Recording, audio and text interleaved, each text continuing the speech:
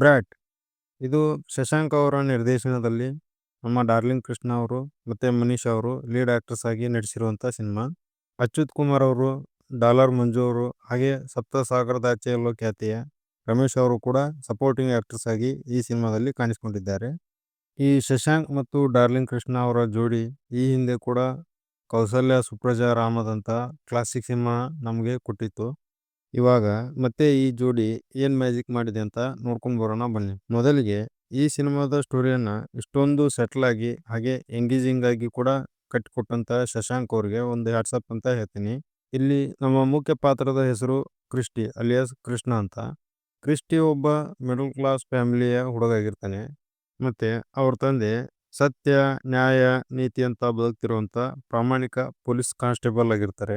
ಒಬ್ಬ ಖಡಕ್ police officer ಆಗಿ ಹಾಗೆ ಜವಾಬ್ದಾರಿಯುತ ತಂದೆಯ ಪಾತ್ರದಲ್ಲಿ ಅಚ್ಯುತ್ ಕುಮಾರ್ ಅವರು ತುಂಬ ಚೆನ್ನಾಗಿ ತಮ್ಮ ಪಾತ್ರನ ನಿರ್ವಹಿಸಿದ್ದಾರೆ. ಕ್ರಿಸ್ಟಿಗೆ ಚಿಕ್ಕ ವಯಸ್ಸಿಂದ ವಿದ್ಯೆ ತಲೆಗೆ ಹತ್ತದ ಕಾರಣ ಅವನು ಪ್ರೆಸೆಂಟ್ ಟೈಮಲ್ಲಿ ಒಂದು ಫುಡ್ ಡೆಲಿವರಿ ಕಂಪ್ನಿಯಲ್ಲಿ ಡೆಲಿವರಿ ಬಾಯ್ ಆಗಿ ಕೆಲಸಕ್ಕೆ ಸೇರ್ಕೊಂಡಿರ್ತಾನೆ. ಅವನು ಕಷ್ಟಪಟ್ಟು ವರ್ಕ್ ಮಾಡ್ತಿರುವುದನ್ನು ಮೆಚ್ಚಿ ಅವರ ಫುಡ್ ಡೆಲಿವರಿ ಕಂಪ್ನಿ ಕಡೆಯಿಂದ ಒಂದು 5 ಸ್ಟಾರ್ ಹೋಟೆಲ್ಗೆ ಊಟಕ್ಕೆ ಹೋಗುವಂಥ ಆಫರ್ ಕೂಡ ಸಿಗುತ್ತೆ. ಆ ಆಫರ್ನ ಆಕ್ಸೆಪ್ಟ್ ಮಾಡಿಕೊಂಡು ಅವನು ಡಿನ್ನರ್ಗೆ ಅಂತ ಆ ಹೋಟೆಲ್ಗೆ ಹೋಗ್ತಾನೆ. ಆ 5 ಸ್ಟಾರ್ ಹೋಟೆಲ್ನಲ್ಲಿ ಮಿಡಲ್ ಕ್ಲಾಸ್ ಜನರನ್ನ ನೋಡೋ ರೀತಿ ಮತ್ತು ಇವನಿಗೆ ದುಡ್ಡಿರದೇ ಇದ್ದ ಕಾರಣ ಇವನನ್ನು ನಡೆಸ್ಕೊಂಡ ರೀತಿ ತುಂಬಾ ಇವನ ಮನಸ್ಸಿಗೆ ಬೇಜಾರಾಗ್ಬಿಡುತ್ತೆ.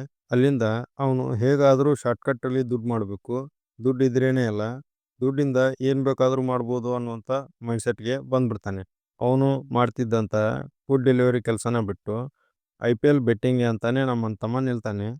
ಅದರಿಂದ ಅವನ ಮುಂದಿನ ಜೀವನ ಏನಾಗುತ್ತೆ, IPL ಬೆಟ್ಟಿಂಗ್ ಆಡೋರ ಮುಂದಿನ ಕತೆ ಏನೇನೆಲ್ಲ ಅವ್ರ ಜೀವನದಲ್ಲಿ ತೊಂದರೆಗಳಾಗ್ತವೆ ಅನ್ನೋದನ್ನು ತುಂಬ ನೀಟಾಗಿ ಕನ್ವೆ ಮಾಡಿದ್ದಾರೆ ನಮ್ಮ ಶಶಾಂಕ್ ಅವರು.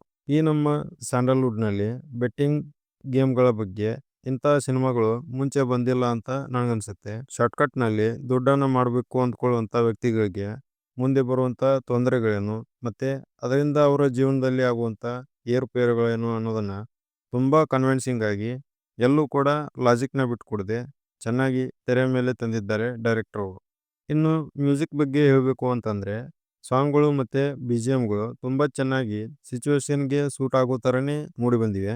ಅಚ್ಯುತ್ ಕುಮಾರ್ ಅವರು ಒಬ್ಬ ತಂದೆಯ ಪಾತ್ರದಲ್ಲಿ ತನ್ನ ಮಗನ ಭವಿಷ್ಯ ಹಾಳಾಗಬಾರ್ದು ಅಂತ ಒಬ್ಬ ತಂದೆ ಏನೆಲ್ಲ ರಿಸ್ಕ್ ತಗೊಂತಾರೆ ಅನ್ನೋದನ್ನು ಈ ಸಿನಿಮಾದಲ್ಲಿ ತುಂಬ ಕನ್ವಿನ್ಸಿಂಗ್ ಆಗಿ ತೋರಿಸ್ಕೊಟ್ಟಿದ್ದಾರೆ. ಇನ್ನು ಡಾಲರ್ ಮಂಜು ಅವರ ಪಾತ್ರ ಖಡಕ್ ವಿಲನ್ ಆಗಿ ತುಂಬಾ ಚೆನ್ನಾಗಿ ಮೂಡಿಬಂದಿದೆ. ಅಲ್ಲಲ್ಲಿ ಅವರ ಇಂಗ್ಲಿಷ್ ಬಳಕೆಯ ಪದಗಳು ನಮಗೆ ನಗು ಕೂಡ ತರಿಸ್ತವೆ. ರಮೇಶ್ ಅವರು ಕೂಡ ಪೊಲೀಸ್ ಪಾತ್ರದಲ್ಲಿ ತಮಗೆ ಕೊಟ್ಟಂಥ ಪಾತ್ರನ ತುಂಬ ಚೆನ್ನಾಗಿ ನಿರ್ವಹಿಸಿದ್ದಾರೆ. ಅದೆಲ್ಲ ಬಿಟ್ಟಾಕು ಗುರು, ನಾವು ಈ ಸಿನಿಮಾನ ಥಿಯೇಟರ್ನಲ್ಲಿ ನೋಡ್ಬೋದು ಅಂತ ನೀವು ಕೇಳೋದಾದರೆ ಆರಾಮಾಗಿ ಈ ಮೂವಿನ ಫ್ರೆಂಡ್ಸ್ ಆ್ಯಂಡ್ ಫ್ಯಾಮಿಲಿ ಜೊತೆ ನೋಡ್ಬೋದು. ಖಂಡಿತವಾಗಿಯೂ ಹೇಳ್ತೀನಿ, ಈ ಸಿನಿಮಾನ ನೀವು ಥಿಯೇಟರ್ನಲ್ಲಿ ನೋಡೋಕ್ಕೆ ಅಂತ ಹೋದರೆ ಇದು ನಿಮಗೆ ಗುಡ್ ಎಕ್ಸ್ಪೀರಿಯೆನ್ಸ್ನ ಕೊಡುವಂಥ ಸಿನಿಮಾ. ಇದೇ ರೀತಿ ಹೆಚ್ಚಿನ ಪ್ರಯತ್ನಗಳು ನಮ್ಮ ಕನ್ನಡ ಚಿತ್ರರಂಗದಲ್ಲಿ ಕೂಡ ಆಗಲಿ, ಹಾಗೆ ಅವರಿಗೆ ನಮ್ಮ ಕನ್ನಡಿಗರಿಂದ ಸಪೋರ್ಟ್ ಇರಲಿ ಅಂತ ಹೇಳ್ತಾ, ನೀವಿನ್ನೂ ನಮ್ಮ ಚಾನಲ್ನ ಸಬ್ಸ್ಕ್ರೈಬ್ ಮಾಡದೆ ಹಾಗೆ ವಿಡಿಯೋ ನೋಡ್ತಿದ್ರೆ ಸಬ್ಸ್ಕ್ರೈಬ್ ಮಾಡಿ, ಹಾಗೆ ಲೈಕ್ ಕೂಡ ಮಾಡಿ ಅಂತ ಹೇಳ್ತಾ ಈ ವಿಡಿಯೋನ ಇಲ್ಲಿಗೆ ಎಂಡ್ ಮಾಡೋಣ. Thank you.